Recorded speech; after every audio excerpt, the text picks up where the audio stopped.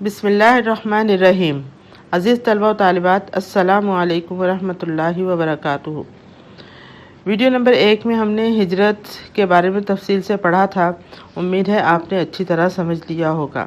آج ہم جہاد کی اہمیت و فضیلت اور اقسام تفصیل سے پڑھیں گے۔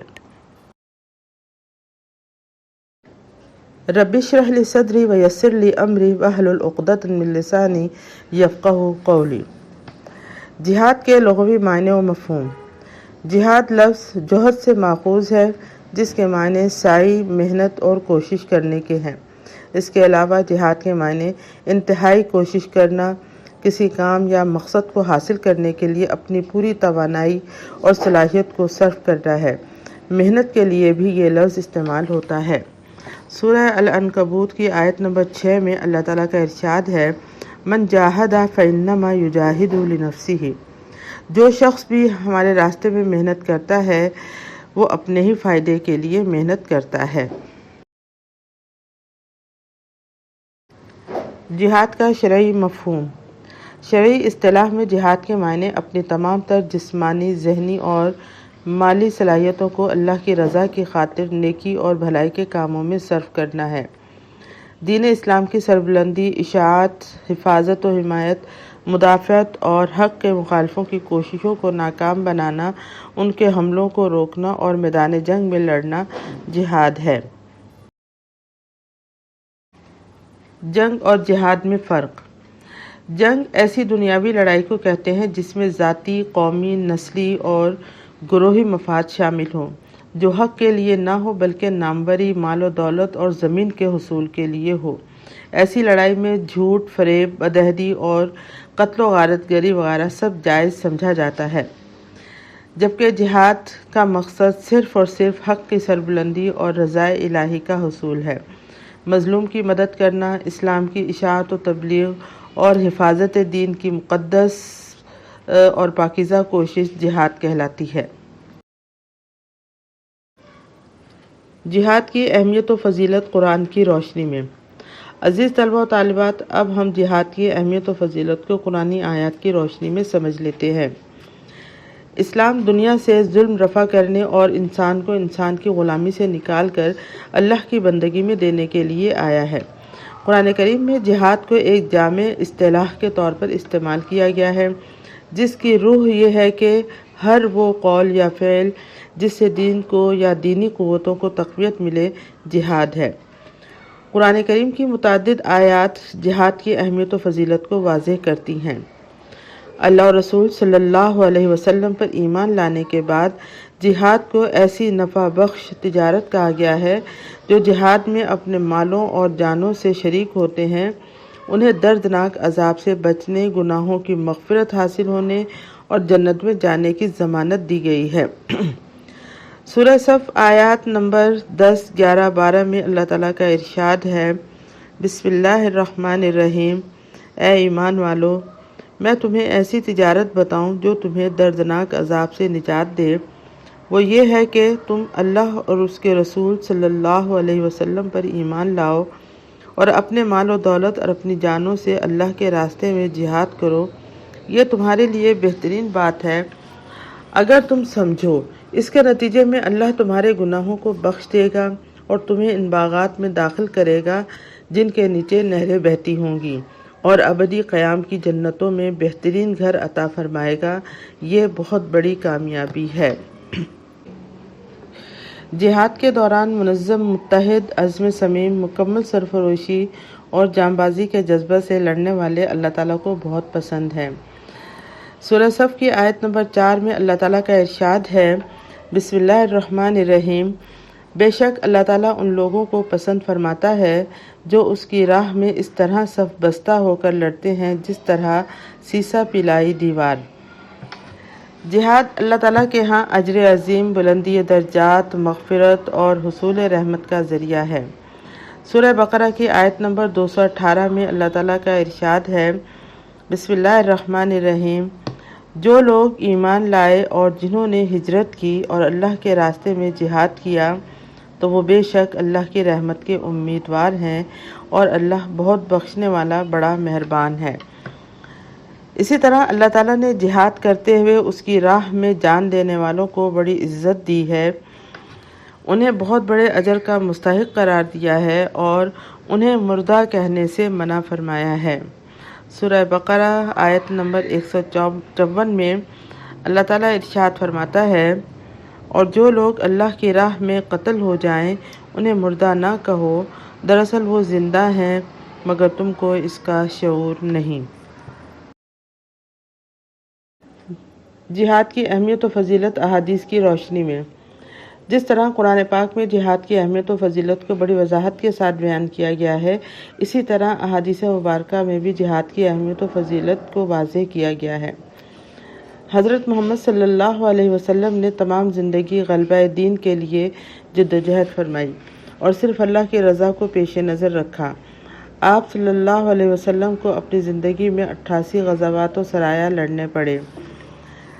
غزوہ کی جمع ہے اور یہ وہ باضابطہ قتال یا جنگیں ہیں جن میں رسول اللہ صلی اللہ علیہ وسلم بنفس نفیس خود شریک ہوئے، جبکہ سرایا وہ مہمات ہیں جن میں رسول اللہ صلی اللہ علیہ وسلم نے بذات خود شرکت نہ فرمائی ہو بلکہ اپنے صحابہ کرام میں سے کسی کو امیر لشکر بنا کر بھیجا ہو۔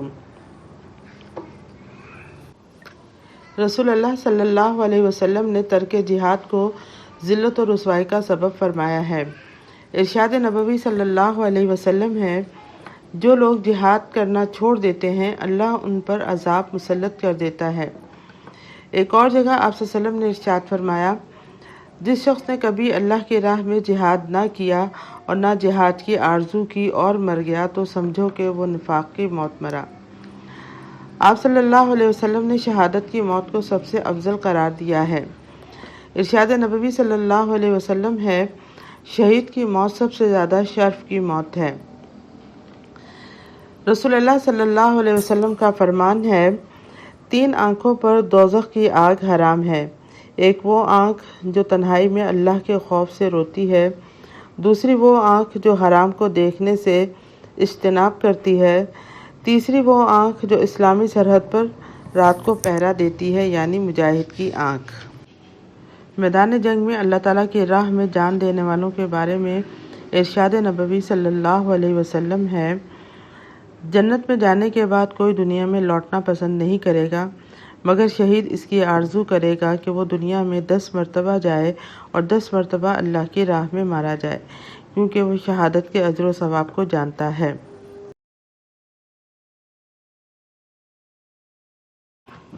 عزیز طلبہ و طالبات، قرآنی تعلیمات اور احادیث کی روشنی میں جہاد کی اہمیت و فضیلت کو واضح کیا گیا۔ اب ہم جہاد کی مختلف اقسام کو تفصیل سے پڑھ لیتے ہیں۔ جہاد کی اقسام۔ احادیث صحیحہ سے ثابت ہے کہ جہاد قیامت تک جاری رہے گا۔ جس طرح جہاد کا مفہوم بہت وسیع ہے، اسی طرح اس کی اقسام بھی بہت زیادہ ہیں۔ قرآن پاک میں بنیادی طور پر 2 قسم کے جہاد کا ذکر کیا گیا ہے، جہاد بالسیف یا جہاد بالقتال۔ جہاد بالسیف کا حکم مدنی دور میں نازل ہوا۔ اس سلسلے میں کفار مکہ اور مسلمانوں کے درمیان بدر کے مقام پر سب سے پہلا معرکہ ہوا جس سے مسلمانوں کو فتح حاصل ہوئی۔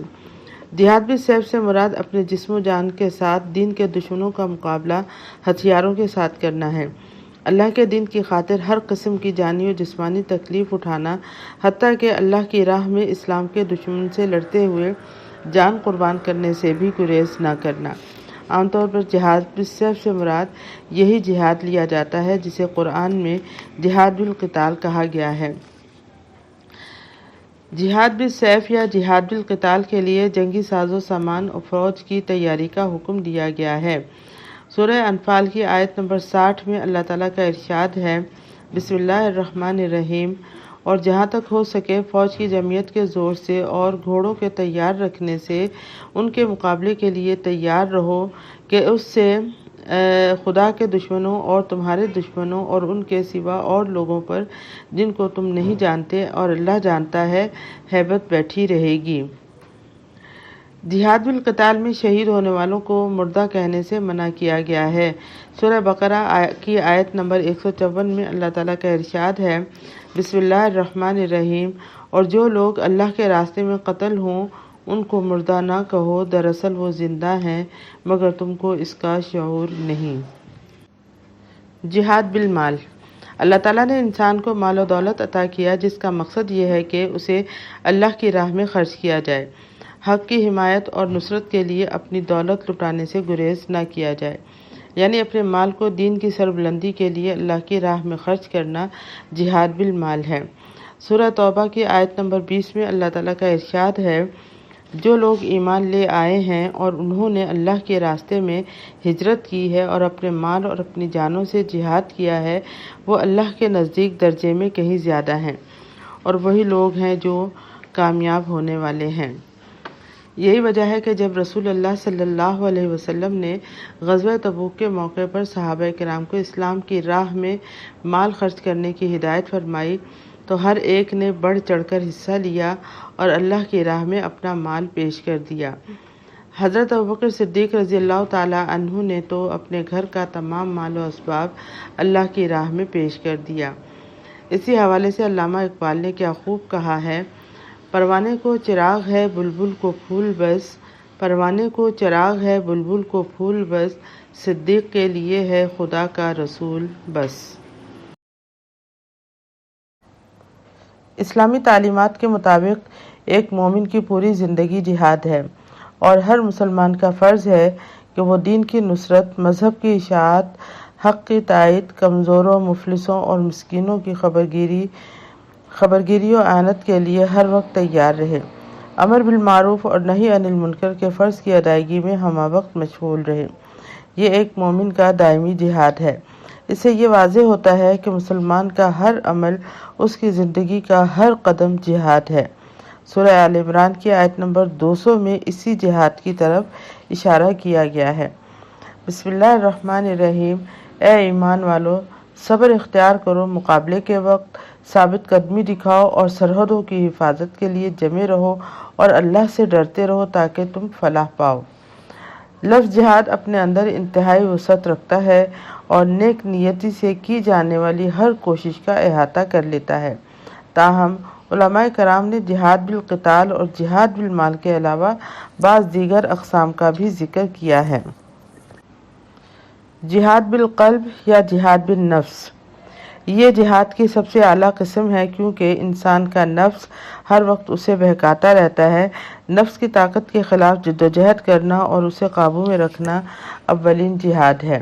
حضرت جابر رضی اللہ تعالیٰ عنہ سے روایت ہے کہ رسول اللہ صلی اللہ علیہ وسلم نے ان صحابہ کرام کو جو ابھی ابھی میدان جنگ سے لوٹے تھے مخاطب کر کے فرمایا، تمہارا آنا مبارک ہو، تم چھوٹے جہاد سے بڑے جہاد کی طرف آئے ہو۔ بڑا جہاد بندے کا اپنی خواہش نفس کے خلاف لڑنا ہے۔ ایک اور متفق علیہ حدیث کے الفاظ ہیں، آپ صلی اللہ علیہ وسلم نے صحابہ سے ارشاد فرمایا، پہلوان وہ نہیں جو کسی کو پچھاڑ دے، بلکہ پہلوان وہ ہے جو غصے کے وقت اپنے نفس کو قابو میں رکھے۔ جہاد بالنفس سے مراد ہے کہ اپنے نفس کی اصلاح کر کے اسے قرآن و سنت کے تابع کر دینا۔ نفسانی خواہشات کے خلاف جہاد کرنے کو علماء کرام نے جہاد کی ایک اعلیٰ قسم قرار دیا ہے اور وہ اسے جہاد اکبر قرار دیتے ہیں۔ جہاد باللسان یعنی زبان کے ذریعے جہاد کرنا، دشمن کو مرعوب کرنے اور اس کے حوصلے پست کرنے کے لیے تند و تیز تقریروں اور شعر و شاعری کے ذریعے جو کوشش کی جائے وہ جہاد باللسان ہے۔ رسول اکرم صلی اللہ علیہ وسلم نے حضرت حسان بن ثابت کو کفار و مشرکین کی ہجو کرنے کا حکم دیا۔ ہجو اس نظم کو کہتے ہیں جس میں کسی کے فرضی یا واقعی عیوب مبالغے کے ساتھ بیان کیے گئے ہوں۔ حضرت عائشہ سے روایت ہے کہ رسول اللہ صلی اللہ علیہ وسلم نے فرمایا، قریش کی ہجو کرو کیونکہ ہجو ان کے لیے تیر کی بوچھاڑ سے زیادہ سخت ہے۔ حضرت انس سے روایت ہے کہ نبی اکرم صلی اللہ علیہ وسلم نے فرمایا، مشرکوں سے جہاد کرو اپنے مالوں کے ساتھ، اپنی جانوں کے ساتھ اور اپنی زبانوں کے ساتھ۔ جہاد کی تیسری قسم ہے جہاد بالعلم۔ جہاد بالعلم کو دماغی قوتوں سے جہاد کرنا بھی کہتے ہیں۔ انسان کا یہ فرض ہے کہ اگر اللہ تعالیٰ نے اس کو علم و دانش کی روشنی سے نوازا ہے تو وہ اس سے دوسروں کو بھی فائدہ پہنچائے، علم کے چراغ جلائے، دوسروں تک حق و معرفت کی روشنی پہنچائے۔ دنیا میں جس قدر بھی شر و فساد پایا جاتا ہے اس کا سبب جہالت ہے۔ چنانچہ اس کو علم و معرفت کے ذریعے دور کرنا ضروری ہے۔ سورہ نحل کی آیت نمبر 125 میں اللہ تعالیٰ کا ارشاد ہے، بسم اللہ الرحمن الرحیم، اپنے رب کے راستے کی طرف دعوت دو حکمت اور اچھی نصیحت کے ساتھ۔ آیت مبارکہ میں حق کی دعوت دینے کے لیے دو چیزوں کو مد نظر رکھنے کا حکم دیا گیا ہے، ایک حکمت اور دوسرے اچھی نصیحت۔ حکمت کا مطلب یہ ہے کہ موقع محل دے کر مخاطب کی ذہنی صلاحیت اور سمجھ کے مطابق اس کے سامنے حق بات کہی جائے، بے وقوفوں کی طرح اندھادھند تبلیغ نہ کی جائے۔ اچھی نصیحت سے مراد یہ ہے کہ نصیحت اس انداز سے کی جائے کہ مخاطب نصیحت کرنے والے کو اپنا ہمدرد تصور کرے اور اس بات کا بھی احساس ہو کہ نصیحت کرنے والے کے دل میں اس کے لیے اچھے جذبات موجود ہیں۔ اسی کو جہاد بالعلم کہا گیا ہے۔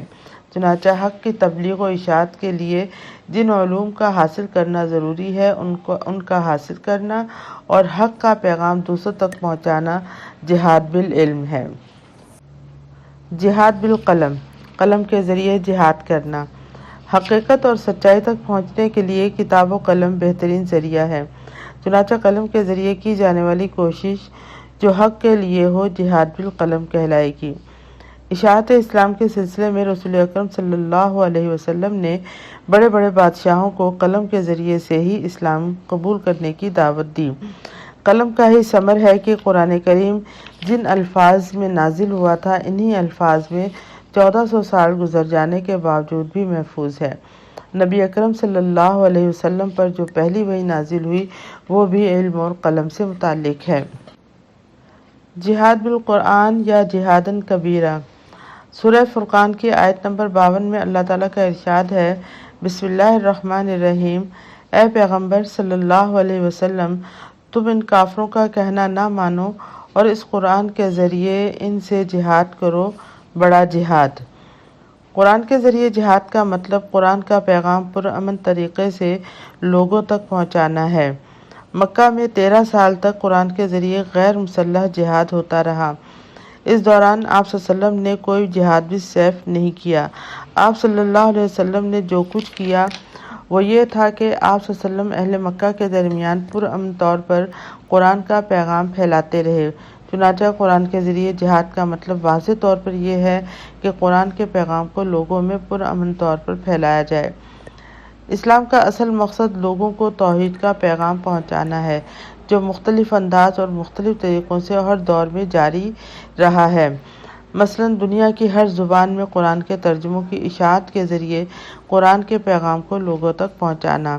الغرض قرآنی دلائل کی قوت سے دیگر مذاہب پر اسلام کی فضیلت اور برتری ثابت کرنا جہاد بالقرآن ہے، جسے قرآن میں جہادن کبیرہ کہا گیا ہے۔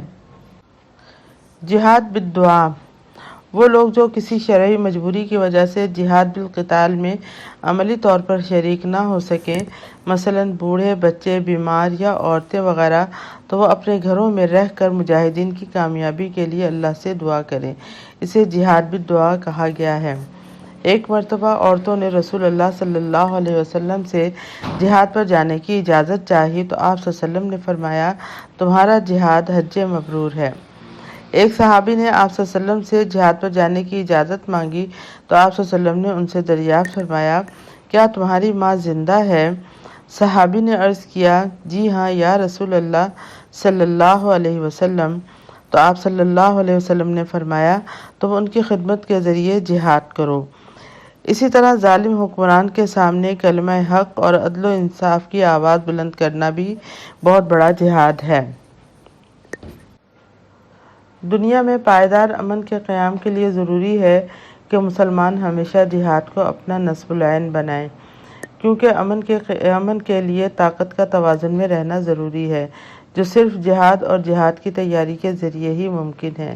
اسی لیے نبی کریم صلی اللہ علیہ وسلم نے قیامت تک جہاد جاری رکھنے کی تعلیم و ترغیب فرمائی ہے۔ اللہ تعالیٰ ہمیں اسلام دشمن قوتوں کے خلاف اور خود اپنے نفس کے ساتھ جہاد کرنے کی توفیق عطا فرمائے۔ آمین ثم آمین۔ والسلام علیکم ورحمۃ اللہ وبرکاتہ۔